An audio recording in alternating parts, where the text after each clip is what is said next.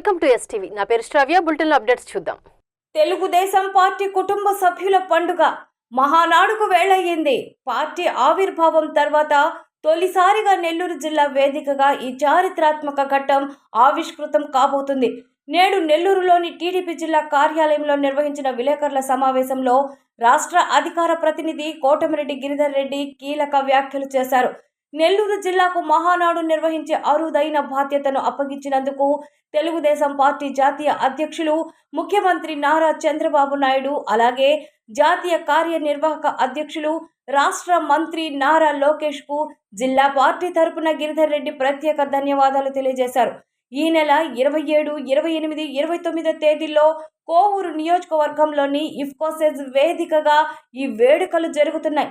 మొదటి 2 రోజులు ప్రతినిధుల సభలు, 3వ రోజు లక్షలాది మందితో భారీ బహిరంగ సభలు నిర్వహించబోతున్నట్లు ప్రకటించారు. నెల్లూరులో మహానాడు జరుగుతుంటే వైసీపీ నేతలకు ఎందుకంత ఉలికపాటు అని ఆయన ప్రశ్నించారు. సొంత చెల్లి షర్మిలమ్మే ఈ వైఎస్ఆర్ కాంగ్రెస్ పార్టీని గొడ్డలి పార్టీ అని విమర్శించారని, ఆ మాటలకు సమాధానం చెప్పే దమ్ము వైసీపీకి ఉందారని నిలదీశారు. కాకాణి గోవర్ధన్ రెడ్డి టార్గెట్గా 2019 నుంచి 2024 వరకు జిల్లాను సర్వనాశనం చేసిన చరిత్ర కాకాణి గోవర్ధన్ రెడ్డిదేనని గిరిధర్ రెడ్డి మండిపడ్డారు. గత ఎన్నికల్లో 10కి 10 స్థానాల్లో వైసీపీ ఓడిపోయి గుండు సున్నా చుట్టిందని, 2029లో కూడా కూటమి ప్రభుత్వమే అధికారంలోకి వస్తుందని ధీమా వ్యక్తం చేశారు.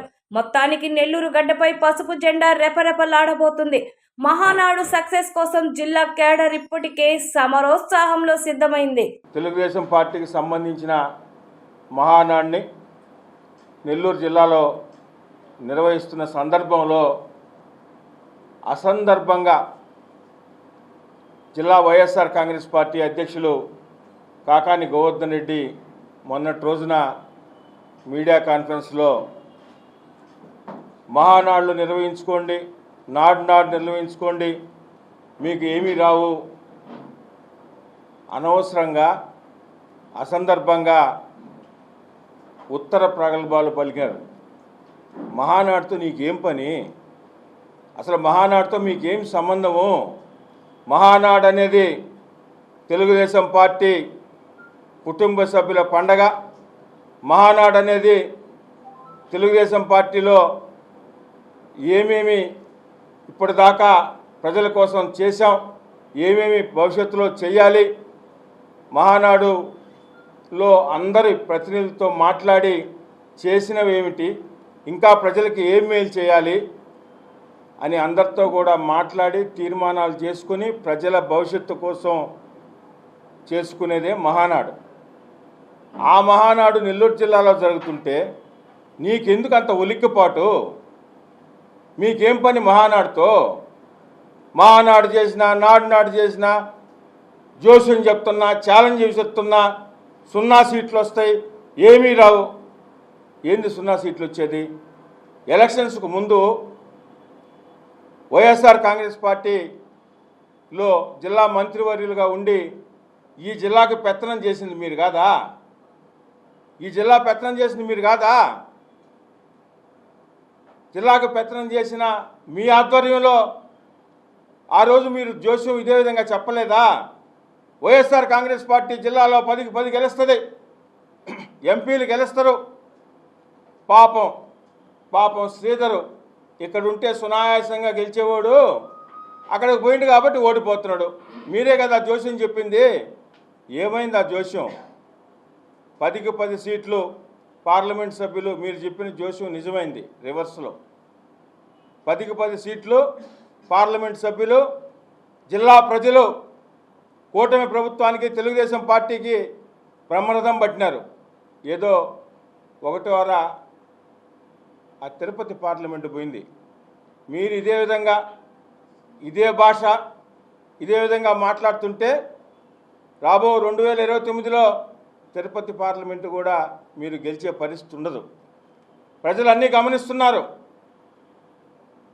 ప్రతి ఒక్కరు కూడా జరిగేదేంది, జరగబోయేదేంది, ఎవరు ఏం మాట్లాడుతున్నారు, మర్యాదగా మాట్లాడుతున్నారా, ఇష్టారాజ్యంగా నోరుందని పెద్ద గొంతు వేసుకొని పెద్దగా అరిస్తే నిజాలు అబద్ధాలు అయిపోతాయా? కావు కదా. ప్రజలకు అన్నీ తెలుసు కదా, ప్రజలు అవన్నీ చూసే కదా. నెల్లూరు జిల్లా ప్రజలు తెలుగుదేశం పార్టీకి బ్రహ్మరథం పట్టింది. ఆ రోజు జోస్యం చెప్పావు కదా, ఏమైంది ఆ జోస్యం?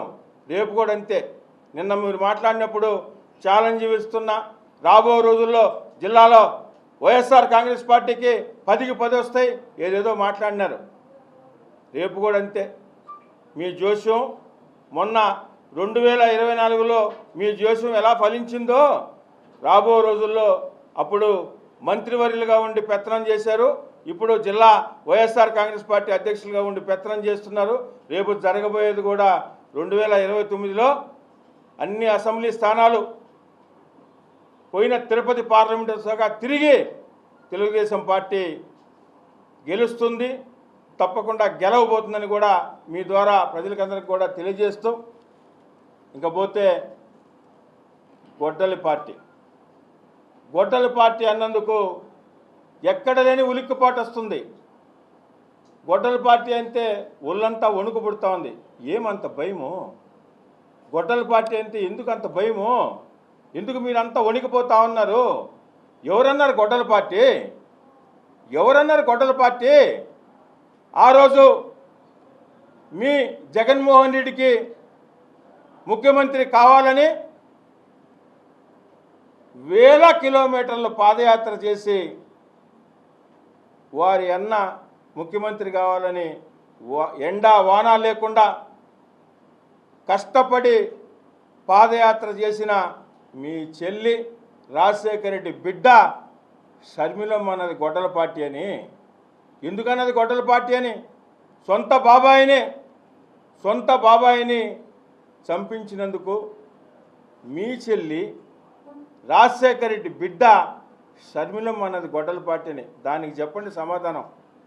దాని గురించి మాట్లాడండి, మా గురించి తర్వాత మాట్లాడుతులే. కానీ మీ అధినేత జగన్మోహన్ రెడ్డి గారి చెల్లి, జగన్మోహన్ రెడ్డి గారు ముఖ్యమంత్రి కావడానికి ఆర్నిసలు కృషి చేసి కష్టపడిన వేల కిలోమీటర్లు పాదయాత్ర చేసిన షర్మిలమ్మ అన్న మాటలకి మీరు దానికి సమాధానం చెప్పుకోవాల్సిందిగా వారికి ఎతో పలుకుతూ, అదేవిధంగా నారాయణ సార్ గురించి సరే, ఆయనకి పోటీ చేయాలని ఆయన ఏదో 1-2 మాట్లాడుకుంటారు, ఆయన తంటారు, ఆయన పడతారు. జిల్లా వైఎస్ఆర్ కాంగ్రెస్ పార్టీ అధ్యక్షులుగా, ఒకసారి జడ్పీ చైర్మన్గా, ఒకసారి 1-2 సార్లు ఎమ్మెల్యేగా, మంత్రిగా, ఈ జిల్లాలో కొంతమంది రాజకీయ పరిజ్ఞానం ఉందని మీకు అనుకుంటున్న సమయంలో ఏదో రాజకీయ అనామకుడు మాట్లాడితే సరే, కానీ రాజకీయ పరిజ్ఞానం ఉందనుకుంటున్న మీరు నారాయణ సారు చెట్లలో దోపిడని చెప్తుంటే నవ్వుకుంటున్నారు జనం, నవ్వుకుంటా ఉన్నారు నెల్లూరు నగర ప్రజలు. నారాయణ సారు చెట్లలో దోచే అవసరమా? ఈ జిల్లాలో కానీ రాష్ట్రంలో కానీ గౌరవ మంత్రివర్యులు నారాయణ సార్ స్థాయి ఏంటి? నారాయణ సార్ జరుపుతున్న విద్యా సంస్థలు ఏంటి? నారాయణ సార్ సొసైటీకి చేస్తున్న సేవలేంటి? తెలియవా మీకు? ఏదో మాట్లాడాలా, ఏదో ఒకటి బురదల్లాలా, పెద్దగా అరిసి పెద్దగా కళ్ళిట్టు చేసి చెప్తే అబద్ధాలు నిజాలు అయిపోతాయా? ఈ విధంగా అబద్ధాలు చెప్పి పెద్దగా అరిసి అబద్ధాలు నిజాలు కావాలని ప్రయాసపడి 2024 ముందు ఇదే విధంగా మీరు మాట్లాడుతుంటే గుండు సున్నా ఇచ్చారు జిల్లా ప్రజలు. ఇలాంటి భాష మాట్లాడుతుంటేనే, ఇంత పెద్దగా అరుస్తుంటేనే జిల్లా ప్రజలు ఎప్పుడూ లేని విధంగా, చరిత్రలో లేని విధంగా గుండు సున్నా ఇచ్చారు మీకు రాబోయేది కూడా మళ్ళా గుండు సున్నానే. ఈ జిల్లాలో తెలుగుదేశం పార్టీ అత్యంత బలంగా ఉంది. రాబో 2029లో కూడా తెలుగుదేశం పార్టీ 10కి 10 స్థానాలు, మొన్న తప్పిపోయిన తిరుపతి పార్లమెంట్తో సహా అన్నీ గెలవబోతున్నాం. రాజకీయాల గురించో ఎలక్షన్స్ గురించో మహానాడులు ఉండవు.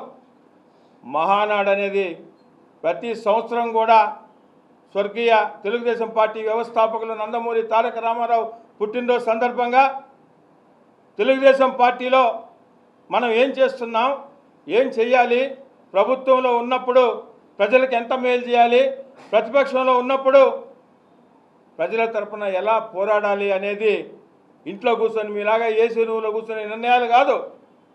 పార్టీ ప్రతినిధులు సుమారు 15,000 మంది పార్టీ ప్రతినిధుల సమక్షంలో పాలిట్ బ్యూరో సభ్యులతో సీనియర్ నాయకులతో అందరితో కూడా అన్నీ చర్చించి ఏదన్నా చిన్న చిన్న లోటుపాట్లుంటే సవరించుకొని ప్రజలకు ఇంకెంతవరకు మేలు చేయాలనే దానికే మహానాడు పెట్టుకున్నాం.